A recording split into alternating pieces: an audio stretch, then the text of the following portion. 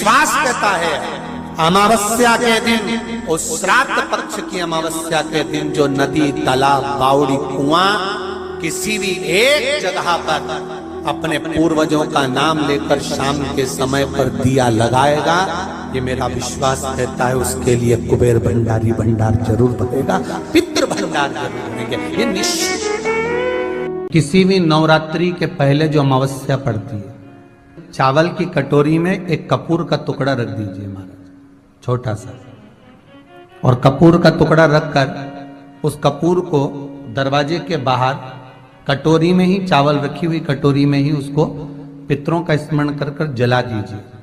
और जलाने के बाद उस चावल को कहीं भी किसी भी वृक्ष की छांव में पक्षियों के लिए डाल दीजिए।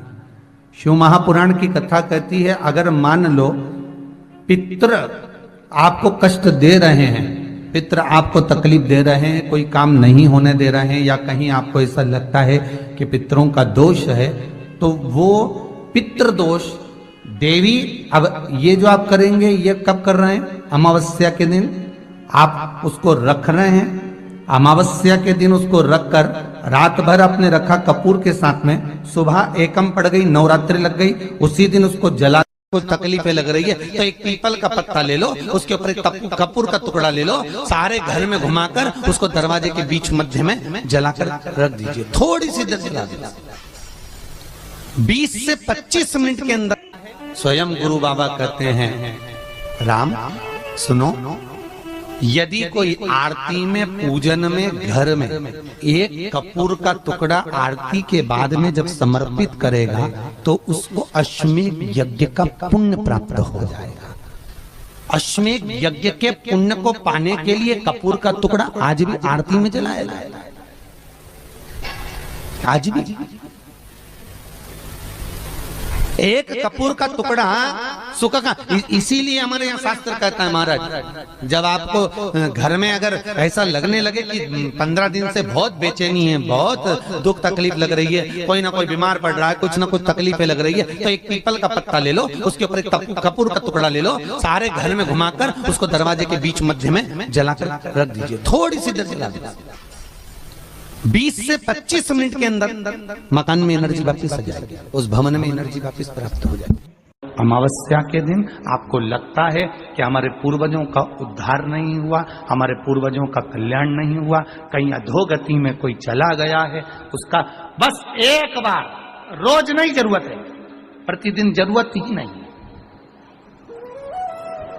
महीने में एक बार अगर अमावस्या के दिन भी आपने चंदन के, थोड़ा सा चंदन अगर मेरे देवाधिदेव महादेव को 7 स्थान पर समर्पित किया है।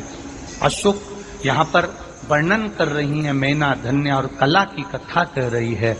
तीनों ने सनकादि ऋषियों से मांगा।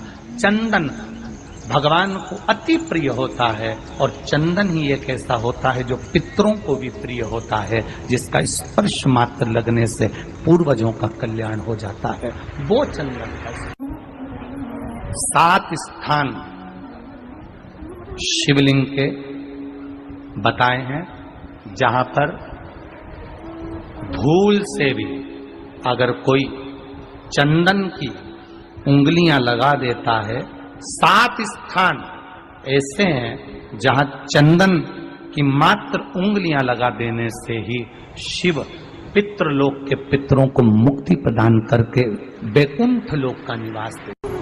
और वो 7 स्थान जो चंदन के बताए गए, पहला भगवान देवाधिदेव महादेव के शिवलिंग पर चंदन का लेपन, समझ लेना जरा बहुत अच्छे से।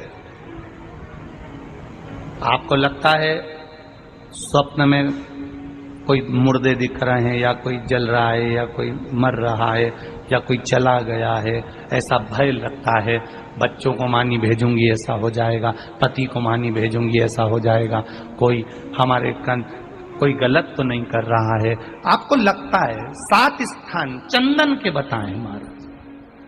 पहला शिवलिंग, दूसरा जहां गणेश जी का स्थान है, मालूम है ना सबको, जम के बोलो जरा, मालूम है ना सबको, जहां गणेश जी का स्थान है वहां अलग से गणेश जी बैठे, वहां नहीं, शिवलिंग में जलाधारी के ठीक सामने राइट में गणेश, लेफ्ट में कार्तिकेय, बीच में अशोक सुंदरी। तो पहला चंदन बाबा के शिवलिंग पर, दूसरा गणेश जी पर चंदन की उंगली, तीसरा षडानंद कार्तिकेय पर चंदन की उंगली, चौथा अशोक सुंदरी पर चंदन की उंगली, पांचवा जलाधारी पर चंदन की उंगली, छठा जो शिवलिंग का जल बह रहा है इसके ठीक विपरीत की ओर चंदन की उंगली, और सातवां चंदन नंदी के मस्तक के ऊपर जो दो सींग लगे रहते हैं उस पर चंदन की उंगली। ये कब लगाई जाती है? या तो अमावस्या के दिन आपको लगता है कि हमारे पूर्वजों का उद्धार नहीं हुआ, हमारे पूर्वजों का कल्याण नहीं हुआ, कहीं अधोगति में कोई चला गया है, उसका बस एक बार, रोज नहीं जरूरत है, प्रतिदिन जरूरत ही नहीं,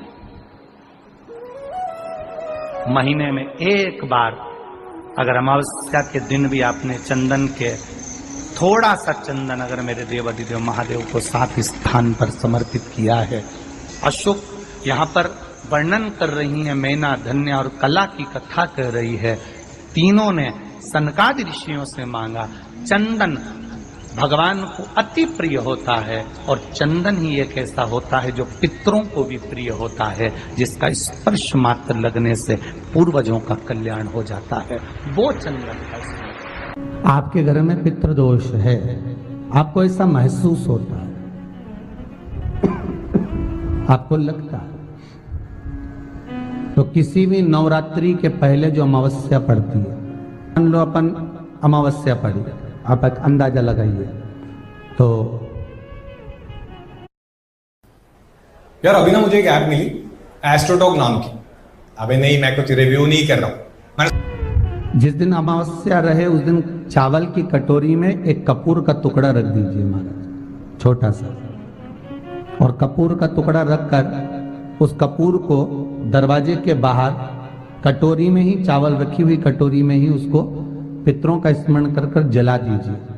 और जलाने के बाद उस चावल को कहीं भी किसी भी वृक्ष की छांव में पक्षियों के लिए डाल दीजिए। शिव महापुराण की कथा कहती है, अगर मान लो पितृ आपको कष्ट दे रहे हैं, पितृ आपको तकलीफ दे रहे हैं, कोई काम नहीं होने दे रहे हैं, या कहीं आपको ऐसा लगता है कि पितरों का दोष है, तो वो पितृदोष देवी, अब ये जो आप करेंगे ये कब कर रहे हैं? अमावस्या के दिन आप उसको रख रहे हैं। अमावस्या के दिन उसको रखकर रात भर आपने रखा कपूर के साथ में, सुबह एकम पड़ गई, नवरात्रि लग गई, उसी दिन उसको जलाकर आपने पटक दिया।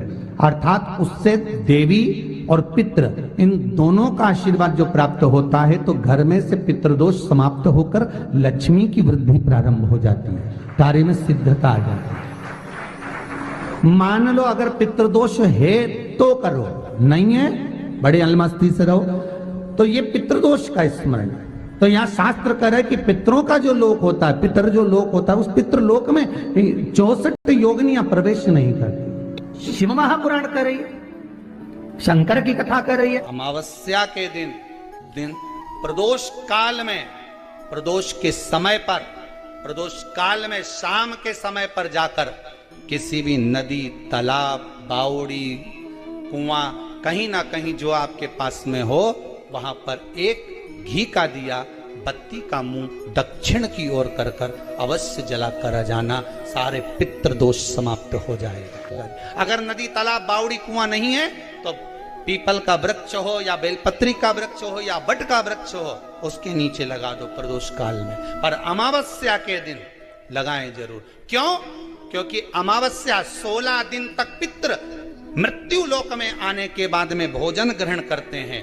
अमावस्या के दिन पितृ शाम के समय प्रदोष काल में शंकर भगवान का नाम जाप कर कर नदी, तालाब, बावड़ी पर पानी पीने जाते हैं। वहां से जल का आचमन कर कर पितृ अपने लोक को चले जाते हैं प्रदोष काल के समय पर। इसलिए प्रदोष काल में जलाशय के पास में बावड़ी, कुआं, नदी, तालाब के किनारे पर दिया लगाया जाता है, दक्षिण की ओर मुख कर कर बत्ती का, तो पितृ आशीर्वाद देते हुए जाते हैं कि फलो फूलो, आगे बढ़ो, उन्नति करो, तरक्की करो। ये पितरों का आशीर्वाद रहता है, पितरों का वर रहता है। आप देंगे, कुछ करा ना करा, फिर अमावस्या के दिन उस दिन दिया दक्षिण की ओर बाती का मुख कर इनके यहाँ पितृदोष होता है, काल सर्प दोष होता है, वास्तु दोष होता है, उनको ज्यादा कुछ नहीं करना होना। महाराज एक बेल का फल लीजिए, बेलपत्री का जो फल होता है उसको ले लो, उसके अंदर का जो गुर्दा होता है, अंदर का जो भाग होता है उसको निकाल दीजिए और उस बेल के फल में आटा सेक कर उसमें शक्कर मिलाकर उसको उसके अंदर भर लीजिए। अमावस्या के दिन सुबह 10 बजे से पहले उस बेल फल में जिसमें तुमने पंजेरी भरी है, आटा सेक कर भरा है शक्कर के साथ में, उसको अपने घर में घुमाने के बाद में जिसको काल सर्प दोष बताया है, पितृदोष बताया है या वास्तु दोष का स्मरण बताया है, घर में सब दूर घुमाकर अपने परिवार का हाथ का स्पर्श कराकर पीपल के पेड़ के नीचे तक खड्डा खोदकर उस बेलपत्र के उस फल को दाब दीजिए, उस फल को उसमें दबाइए। केवल एक अमावस्या करना रहता है, पितरों के दोष से मुक्ति